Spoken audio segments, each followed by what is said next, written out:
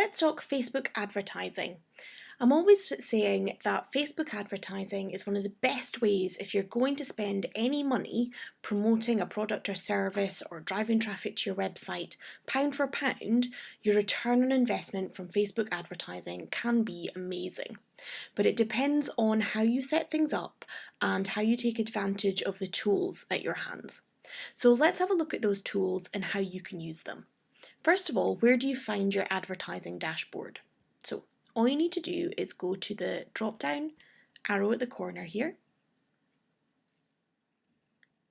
and select Manage Ads. Now you can go straight into creating ads from here, but let's have a look at where everything else lives, where the dashboard is.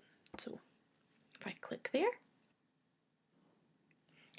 Okay, here I can see the dashboard of all my recent advertising campaigns. So we're actually running one right now. See here, Facebook ad webinar. By clicking into the active ad campaign, I can then get a breakdown of how things are doing. We've got two separate audiences here, and I can see which demographics are performing the best, which ad placement is actually resulting in conversions.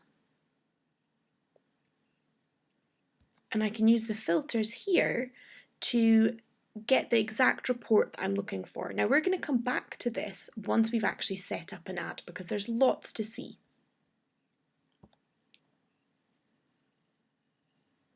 The other place you'll want to be spending some time is this menu. This menu holds all of the tools that are going to be vital to your success on Facebook and with Facebook advertising. There's lots of things you can use here even if you're not planning to spend any money, just to get some insight into the potential new audiences or your current audience. The first thing you'll want to do is make sure that you've added what's called a pixel to your website. And we can do that here. This page is showing us the activity from the Facebook pixel that we've got loaded on one of our webinar thank you pages. This is telling us how many times it's been fired, which just means loaded up or activated, when people have clicked on that page. So in order to set it up, you would want to go to View Pixel Code and follow the instructions. Basically, all you're doing is copying the code to a clipboard and then adding it into your website's header section. This is exactly the same place that you add things in for Google Analytics tracking, Twitter, and all the other sites that you use that are combining tracking of activity on your website with other websites. So Google Analytics tracks the activity on your website and then you analyze it using Google Analytics. Facebook adds this pixel to your website so that they can analyze the traffic that's come from Facebook and what they're doing on your website.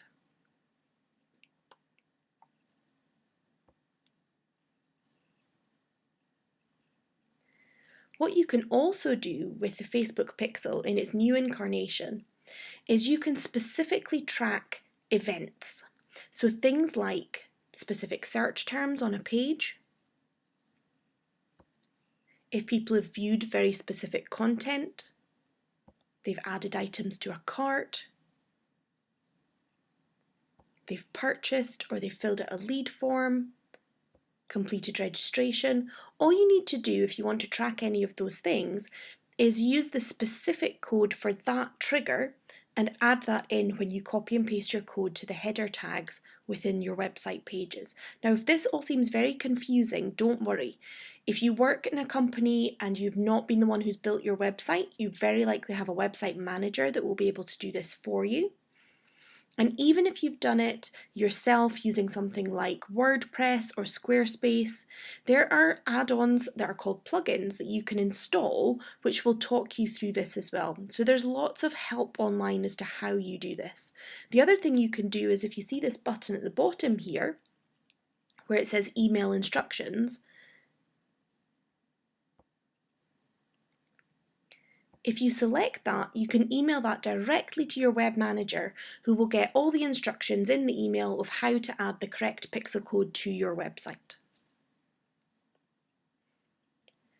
Now, why is that important? It's important because you're going to want to run what's called conversion tracking with your advertising. You're not going to just want to know how many people clicked on your advert, but you're going to want to know, of those people who clicked, how many of them actually converted. So regardless of what it is you're trying to get them to do, did they sign up for a newsletter? Did they buy a product? Did they fill out a contact form? Did they watch a video? So whatever that conversion happens to be, you want to be able to track the success.